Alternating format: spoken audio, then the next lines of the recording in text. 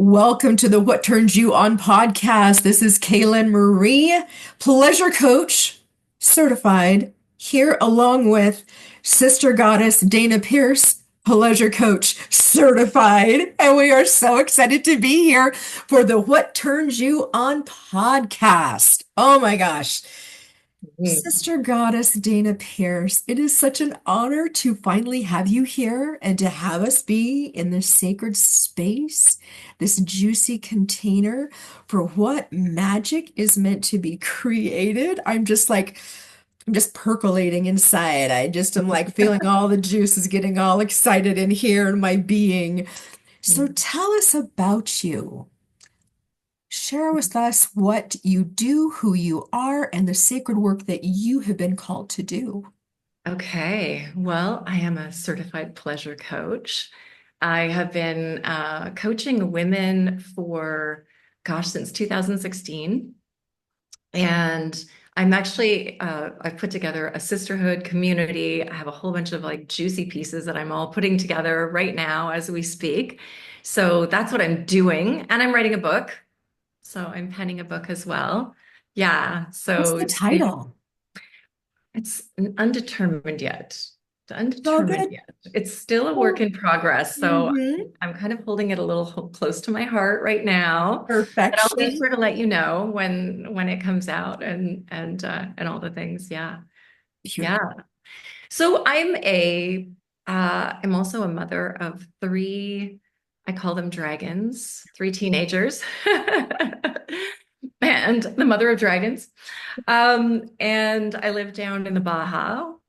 We were just talking about that. I live down in the tip of the Baja, down in Mexico, and I absolutely love it. I moved down here 10 years ago from Canada, moved out of the cold and rain and gray and came down to where the sun shines. And it has been an absolutely epic journey of um, really, I live in a very, very sacred place where there's a lot of ancestral and shamanic work and things like that, and plant medicine and all the things. And it has just been an incredible journey being down here and exploring myself and life and yeah, and all the Mm. things. That is so beautiful. Thank you for that beautiful share. Beautiful share. So, this is the question of all questions, my love. Tell me, what turns you on? Well, I mean, that's a big question. And I I could know, and it's sit loaded, and you here can all day long. bring it on, sister. Bring it on. I was thinking a little bit about this before we jumped on, and I would say that what really I had somebody ask me, well, Mama Gina asked me recently, she said, like, what's your drug of choice? And I said, pleasure. Like, pleasure is my highest turn on right now. And pleasure meaning all sorts of, like the whole rainbow of things. It's not just sexual. It's not just, it's like the whole rainbow of what, like, pleasure is my North Star. And that is my biggest turn on. I would say the other thing that has come in, just dropped in, downloaded so deeply for me around what really turns me on is my life purpose, my why. Mm. And my why is to really help other women define their pleasure in ways that they may have never expected or never known. Because I came into this version of me, this pleasure-filled version of me, only in the last, I'd say, couple of years. So and we'll get into the journey a little bit, but most women, I believe, Kaylin, that most women have no idea the what is available for us from a pleasure standpoint. Mhm. And I think that is my biggest turn on is turning on other women, like helping other women turn on into their pleasure. Oh, like that, as one of our other sister goddesses says, that's just like draping over me like a liquid blanket of honey love, right? It's just like I feel that in every cell of my being because you and I both were probably, at least I can speak for myself, I was that woman. Pleasure? No, no, no, I'm happy. That's all I need. I don't need to be anything else. But Yeah, to be in pleasure, and for me, if I were to define what pleasure is, it's being in such a high vibrational state yeah, that allows us to bring in all of the things that bring us pure joy, excitement, ecstasy, bliss, and knowing that it's ours, we're worthy of it, and we're deserving of it, and we're destined for it, we are. We right? absolutely are. We're designed for pleasure. Who knew? How did We you certainly, know? we certainly have not been taught that or told that, and that is not the societal script. It is martyrdom and, and all of that. And so, and to what you're saying is to live in a state of pleasure. It's not just to have moments of pleasure in your life, it is to actually live in a state of pleasure. When did you first realize that you were missing pleasure in your life? Like when did pleasure come to you that you're like, oh my gosh, I've been missing this? Hmm. Was there a defining moment or several that came together to coalesce? Um, oh, I think it was more often we f- often we figure out what we want, what we need through understanding that we're in the lack of it, right? Like to see it through the lack, right? And I think I was married for 20 years and I was, like you said, I was doing all the things right. I was pretty buttoned up and I was, just doing all the things that I thought I was supposed to do. And yeah, there wasn't, and it, at the end of 20 years, I mean, I was like, this can't be it. Like, this is not it. This is not what I want. And it wasn't necessarily my husband at the times, it wasn't necessarily him, but it was this idea or ideal of the rules that I had actually created for myself. We talk about the gilded cage, right? Or I talk about the gilded cage, and it was like I realized like I created the cage through my thoughts, through my belief system, through what I thought I was supposed to be and do and how I was supposed to show up. But yeah, there wasn't a lot of pleasure in that at all. As a matter of fact, I mean, I got drier and drier and drier and drier in my life. I just to a point where I really completely lost myself. Like I didn't know what was me and what wasn't and what I wanted. I remember a marriage counselor saying to me, "Well, what do you want, Dana?" And I remember just being blank. I had no idea. I had no idea what to desire, what I wanted. I knew what I didn't want, though. Yeah. Yeah, I knew I what I get didn't that. want anymore. And yeah, that was it. And I think, excuse me, when you were asking, was there a defining moment? I'm sorry, I have a bit of a cold. Several years after, Okay, just breathe it in, baby girl.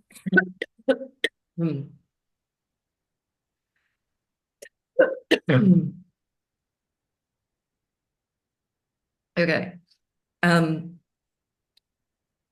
3 or 4 years out of my marriage, um, I took the first couple of years and I was actually celibate. I wasn't with anybody. I didn't do anything. I went inside and really focused on myself and my own personal journey. I'd started coaching around that time. And so it was sort of a self-reflective journey. And I think my second encounter, my second sexual encounter was with a gentleman who was a little bit younger than myself, nothing ridiculous, and he showed me things that my body did that I didn't know. And I was almost 50 at the time. And and I was like, what? I missed this for all of these years. Like I never knew. I never knew that I was capable of that. And I think that was when the floodgates kind of opened, somewhat literally. Literally, yes. Hmm. And and yeah, and I was like, oh my gosh, I've been missing huge. Like there is so much. And then that kind of is what started my journey. And then I started studying Tantra a little bit, and yeah, it just kind of started the journey from there. So So, sorry. no, this is what I'm going to invite you to do because when I get like this, I'm going to have you take a drink and I'm going to have you breathe super, super, super slowly in through the nose. Okay. Breathe in so slow to where it's just like gently passing down your throat. Hold that for a moment and then so, so slowly breathe it back out. So slow. And that just helps to like bring into self-regulation those vocal cords. And do that again if you need to. Super slow. And then once you've filled up your belly, hold it at the top for about a count of 4. And then slowly release it back out. See if that will help it to just, because spirit has its way of teaching us things that need to bubble up at certain times. And it's like, I think it's very interesting as you were talking about what defines your pleasure. And then there was this glitch here. So Right. then the question comes, ooh, how are you defining pleasure now for you? Mm, Especially after we've gone through this container. yeah. How do you define pleasure for you, and what has been your biggest shifts in pleasure that you've noticed? I think you alluded to it a little bit as well, is it's not a state that I'm in and out of. Pleasure is something I'm defining as a baseline, a way of life, truly, like I say, it's my North Star. It's the thing that I'm always if it's not pleasurable, it's a hell no. Simple.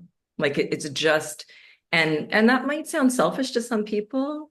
I mean, if I'm invited somewhere or something or whatever, a if it is not in my pleasure to do something, if it is not in my pleasure to, it's a no. And so I would say it's like that is how I'm defining pleasure now, is it is my North Star, how I live my life. And isn't it so wonderful to live our lives from that space of what turns me on, what doesn't turn me on? Like for me, it's just become very simple. And it's like a great playbook, right? To go, okay, if it's not bringing me the joy, and if it's something that I do have to do, for example, like doing stuff for a business, Yeah. right? Then it's Yeah. like, how do I infuse this with pleasure? Sure. How do I Yeah. make it fun? How do I make it sexy and turn it on for me to where I'm like, oh yeah, I'm having so much fun with this. Like you cannot keep me from it now. And it Yeah. might be that I'm figuring out how to do something on Zoom or I don't know, right? Yeah. No, totally. Yeah. Yes. Yes. Yeah. So now, how did you find the program? How did you come to this space of finding Mama Gina? What led you to this? And let's go from there. So when I started my coaching training, I first heard Mama Gina's name by the two mentors in from HCI Health Coach Institute, and Carrie and Stacy.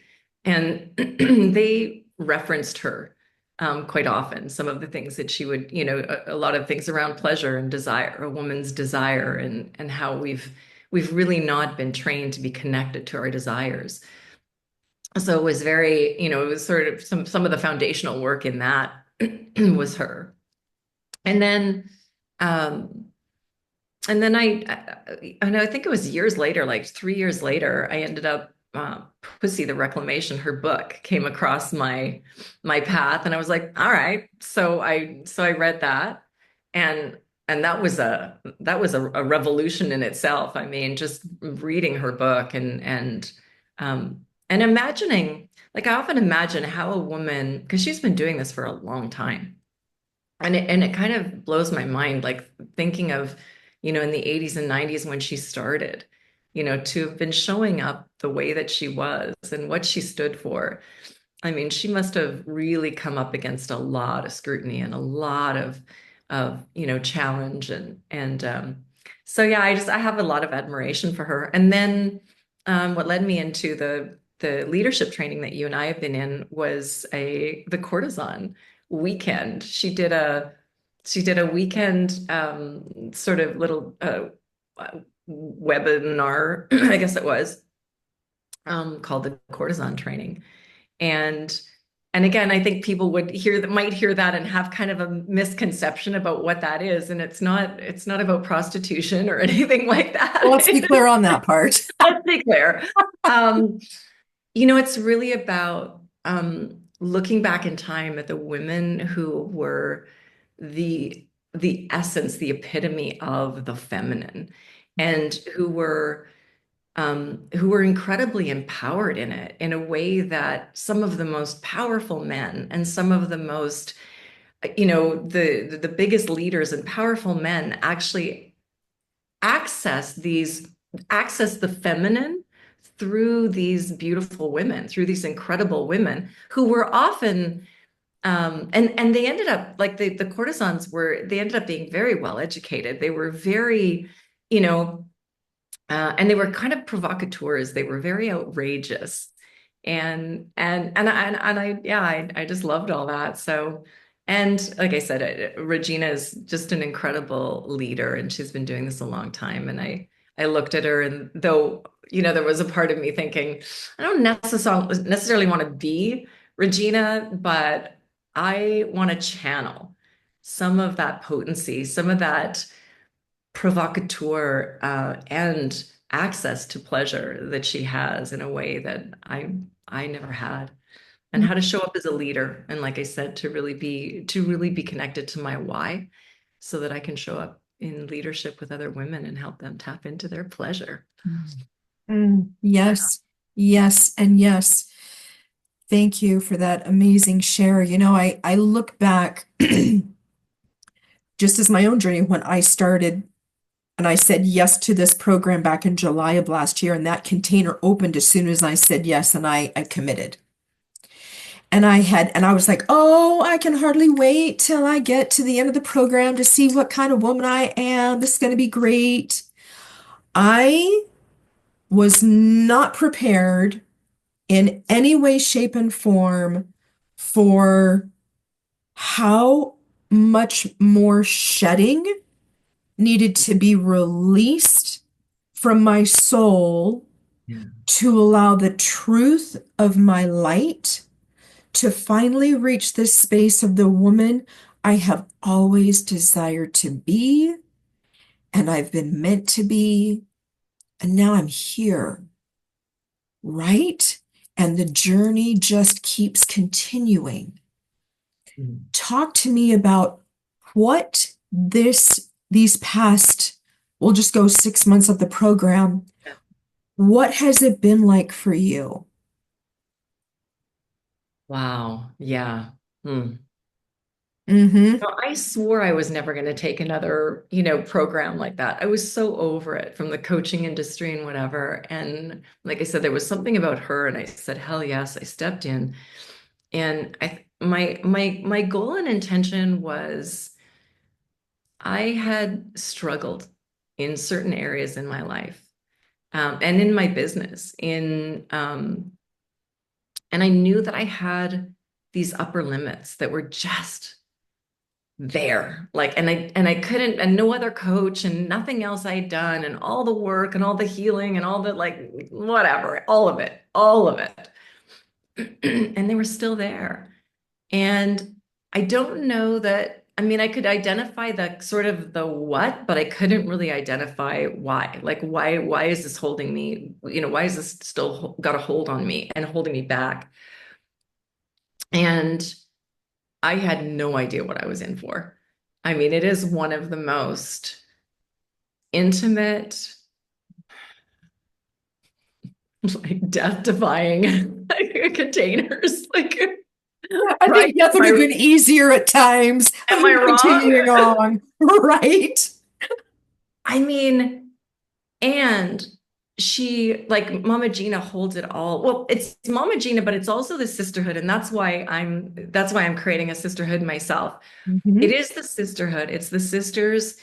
It's again breaking down a lot of those societal dynamics around women and competing with each other and all the bullshit, all the stuff that has been laid out for us for centuries to divide us, Yeah. because the potency and power that we have, Hmm. we are connected as women. Oh, I get chills everywhere, is in our feminine, in our soft power, in our pleasure, in our sensuality, in that vulnerability, in that intimacy is mind blowing. Like something that I have never experienced in my life. I think we all have mother wounds. We all have sister wounds. Every woman, I don't know one that hasn't been turned on by a woman or somehow or whatever, like whatever. We all have it. And that container. So that, and also when you're leaning up against some of your biggest pieces. So I've done a lot of work. I've been doing my spiritual work and everything for like 20 plus years. When you're coming up against, and you've cleared the path, right? You've cleared the way, and there's still those ones that are still left, you just know they're going to be big. And I think that's why there's so much resistance that comes up, right? And why they're so, like, the ego's so good at just going, no, no, no, no, no, no, no, not happening. And when you lean up against that, it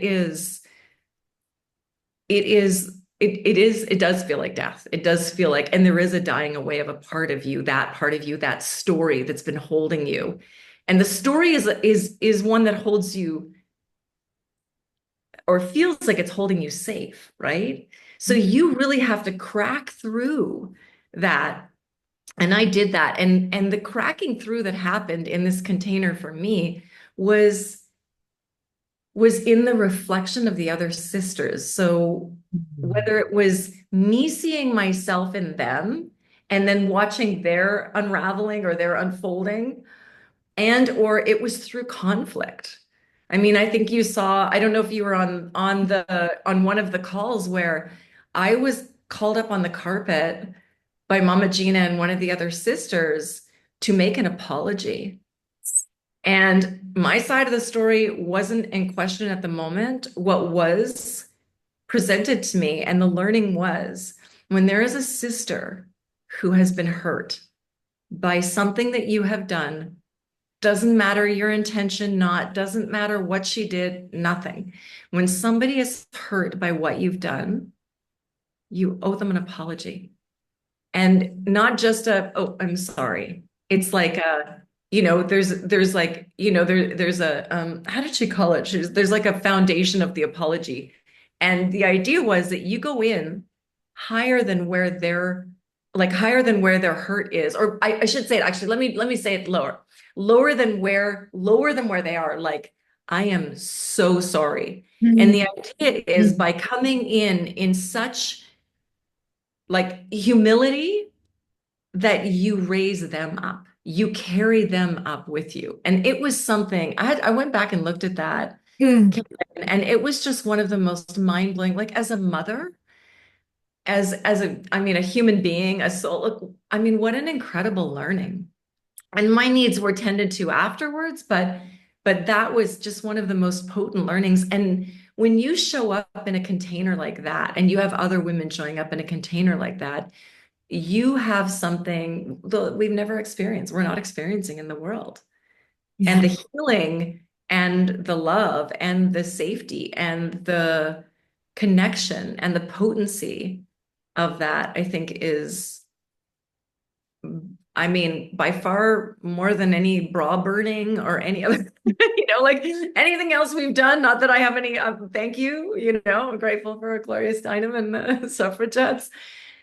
But yeah, I mean, it's humility. I think that is our soft power, is like humility, compassion. And so my nervous system was absolutely rocked in those moments. But being held by the other sisters afterwards, being held by Mama Gina, what it really gave me the opportunity is to build my nervous system, to build that resilience, to build. And I think that's where good leadership comes from. I think that's where how we can become amazing leaders is by having that strength within ourselves, and having humility and strength within ourselves. So the resilience was like one of the biggest things that I learned. Because if you think about it, the nervous system is the thing that's going to pull you back, For sure. right? Standing up against that thing again, whatever it is for you, it's your nervous system that, the anxiety, the fear, the whatever, the charge, I call it charge, that comes up, that's what's going to pull you back, Yeah. right? And that's what keeps you stuck, keeps you sane, keeps you where you are. Mm, mm. You have so many golden nuggets in everything that you have said here. And I come back to the sisterhood when I realized that we were gifted this amazing experience to be in sacred sisterhood community and that we call each other sister goddesses. That shift for me when I was out in the world, it's so much fun now because I look at every single woman and I'm like, you're a sister goddess. Yeah. Oh, I see you. I know you. I feel you.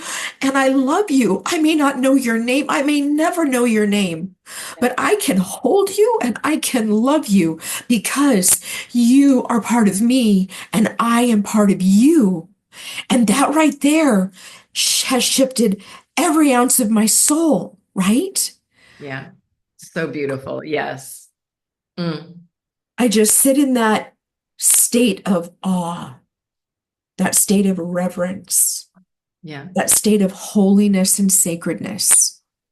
Yeah. And then what happens? There's no need to compare. There's no need to compete. There's no need to get angry. You just get to see it for the love that it is. Yeah. Like I feel all of that.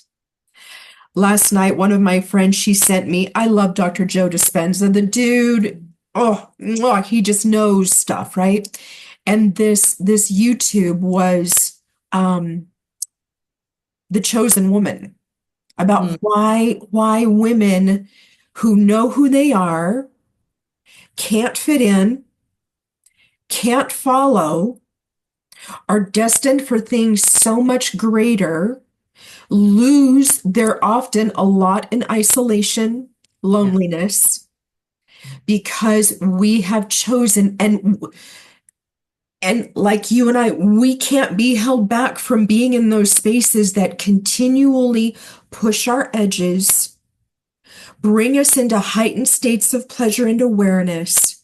We can't go back to what we were before because that is so uncomfortable because that's not who we are.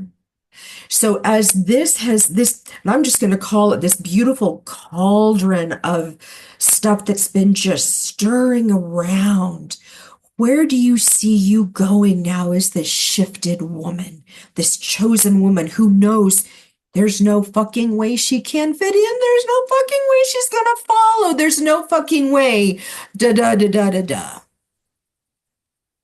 Yeah, I think that's the gift of building that inner strength and that resilience is the ability to, I have no fear in showing up in being a pleasure coach or helping women turn on, or I there's a fearlessness that I have now.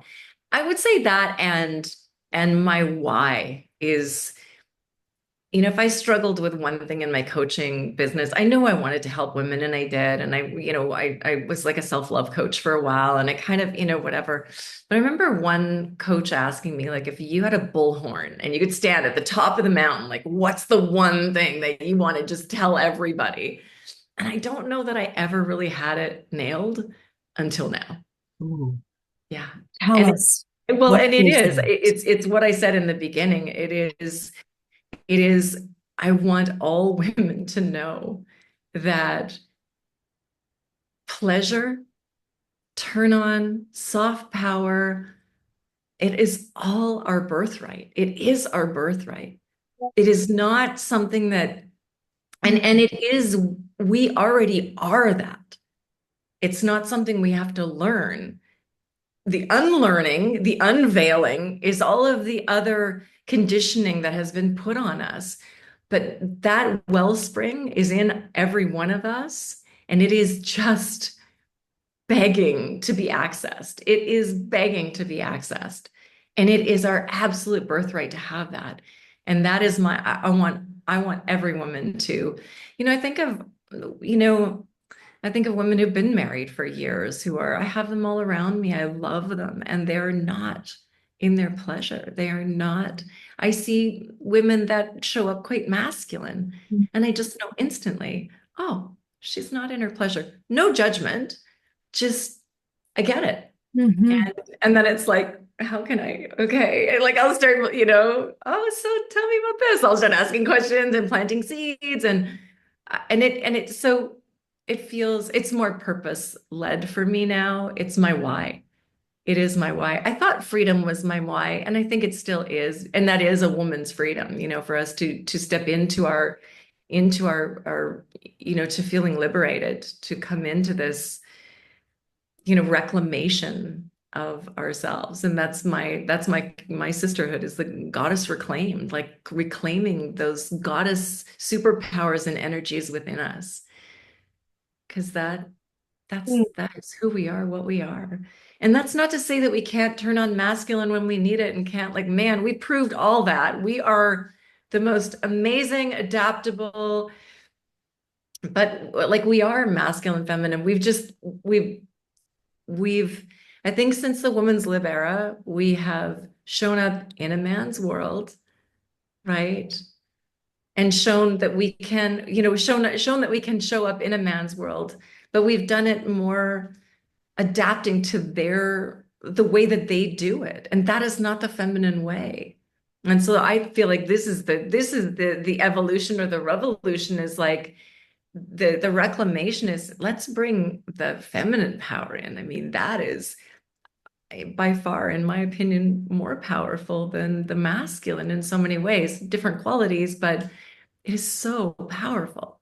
We are so powerful. And I think we've sat on the sidelines long enough. It's time, but not do it like them. We do it like, in our truth, in the essence of our truth. Mm-hmm. So beautifully said, so beautifully conveyed, so much love, so much passion. Oh, what would you give as an outrageous dare for our listeners today? Mm. Mm, mm, mm, mm, Let's mm. see. What would I give? Hmm.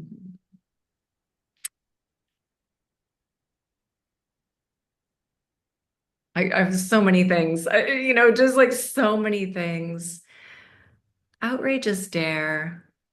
I would say probably one of the ones that taps me into my pleasure the most is dancing.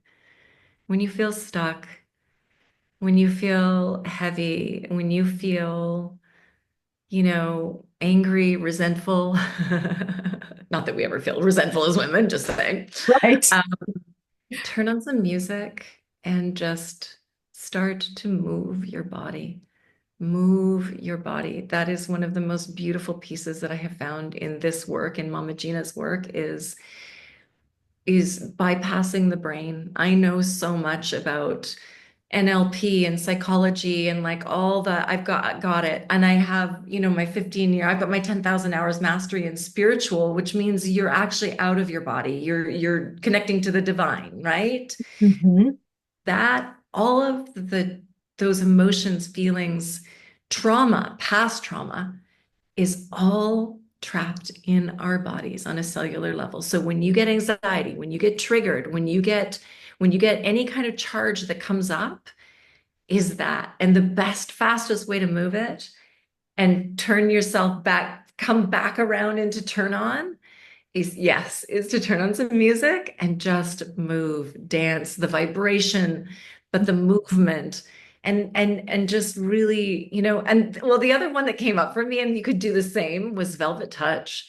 Oh, that's what I'm saying. Dance and Yes. and even just like the softest touch.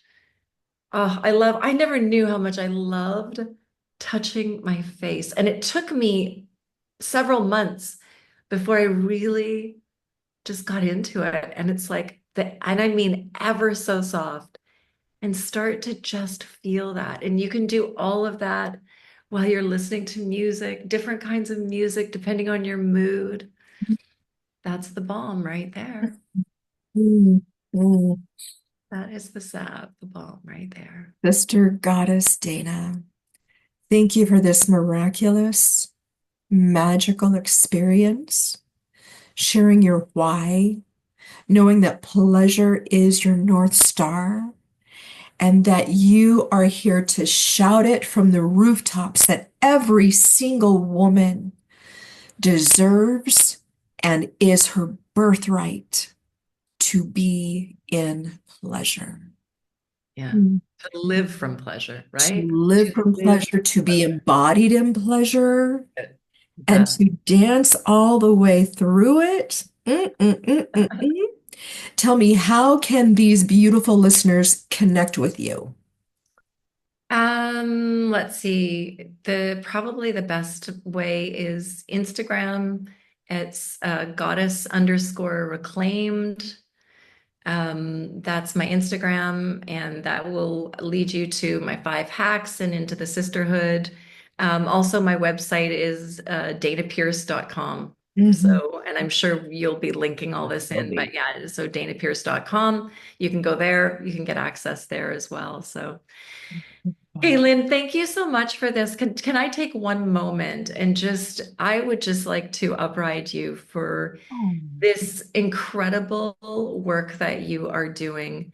I had the privilege of looking at your website before I came on, and saw your story and the reclamation that you have made for yourself in your own life, and to be a stand for we never got into it, but I also had a lot of sexual trauma in my life, and which is again, one of those things that really shuts us down. And I just want to upright you for doing this work, for showing up so courageously, so boldly, in such beautiful truth as the amazing goddess that you are. I just thank you so much, because it is so needed. And you are a sister goddess.